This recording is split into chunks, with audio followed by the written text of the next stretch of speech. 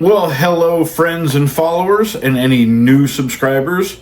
Welcome back to TJ's Modeling Bench, and it's time for another What Did You Buy Wednesday.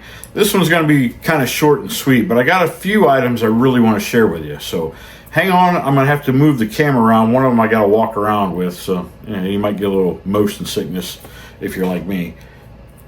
Kidding. Give me a minute to turn the camera around and I'll show you what we got. So the first thing I want to show you is this new paintbrush, and you can see it's got two tips.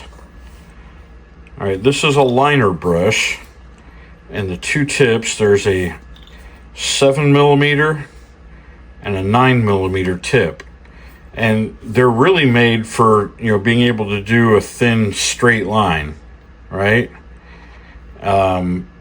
And yeah, maybe we're not doing a lot of thin straight lines, but they will come in handy for doing, say for instance, on the Dodge Dart, that center console had that raised edge. So if you need to paint a raised edge like that, something like this would be perfect for it.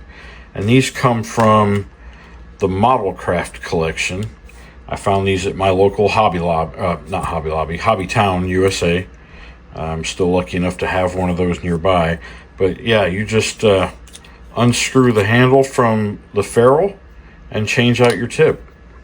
I mean, there's not a huge difference between a 7 and a 9, but you never know. But I thought that was kind of a neat little thing to share with you. All right, let me move these out of the way, and we'll go to the next item. All right, somebody on one of the Facebook groups that I belong to posted washi tape. All right, washi tape is like a Japanese paper tape, similar to the Tamiya tape that we use for masking. But as you can see, it comes with different patterns and designs. This one, I was looking for something like this specifically, but I couldn't find it as a single roll, so I picked up this floral print as well.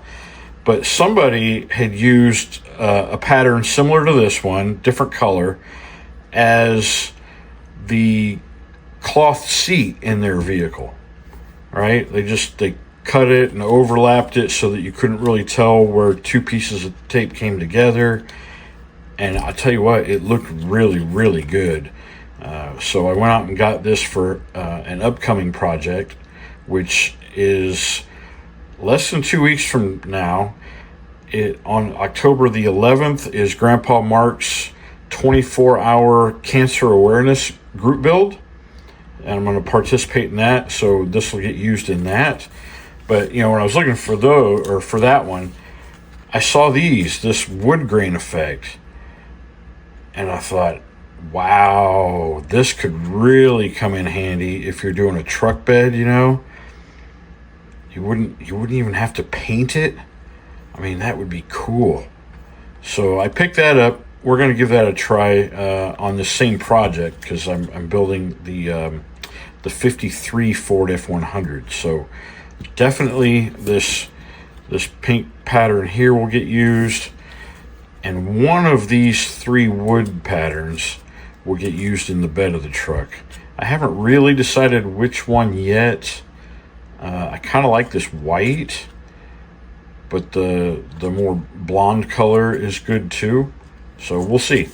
But anyway, pick that up at Hobby Lobby, and you can see just $3 for a roll of 3 here, and $3 for a roll of 2. Now the roll of 2 is a wider tape, but I think worth the money. If you got a few extra dollars hanging around, throw something like this in your stash. You just never really know when you might use it. I also picked up some new flocking material from Bob's Hobby Shop and RC.com. And I got to thank Shaggy over at Shaggy's Awesome Garage for letting me know about this one. He posted a picture of something he was doing that had this kind of flocking on it. His was different colors, but I was really intrigued by the way it looked, so he turned me on to this guy. I think I paid, oh gosh, about $8, $9 maybe for 2 of these.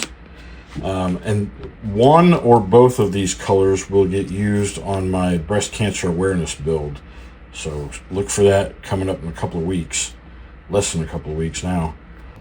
And lastly, I got to hand hold the camera for this one. So you can see over my shoulder here, that's my paint racks for all my jars of Tamiya paints and the Mr. Color paints. Some of the Alclads are over there, some old testers and Model Masters. So those racks work great for that. But I was also starting to accumulate a rather large collection of the small rattle cans, you know, the Tamiya rattle cans. And they were kind of cluttering up the bench top around my airbrush station. And I like to be as organized as I can be, and that was just kind of driving me nuts. So I had to find a different way to store them, and I came across this. Let me turn this thing around. So I found this rack on Amazon, and it fits those smaller Tamiya rattle cans, and there's some of the testers cans in there. Fits those perfectly. It does not, however, hold the larger cans. I'll show you this can of primer. It's just barely too small to get that in there. So I still have a few larger cans on my desktop, and some of my taller primer paints like the Mr. Surfacer and the Tamiya primer paints. Those will fit in there, but since I use those more often, I keep those on the bench top. And this rack is made to be attached to the wall. I just so happen to have enough space on my pegboard there and a couple extra hooks that it works perfectly hanging by the hooks on the pegboard. So maybe something to consider if you're looking for another space saver for your rattle can paints, and it keeps them in a location where you can easily see what you've got. So like I said, short and sweet. Not a whole lot to share with you this week, but a few good items, I think. Maybe some of these will find a place in your workspace. Anyway, till the next video, y'all, peace and love.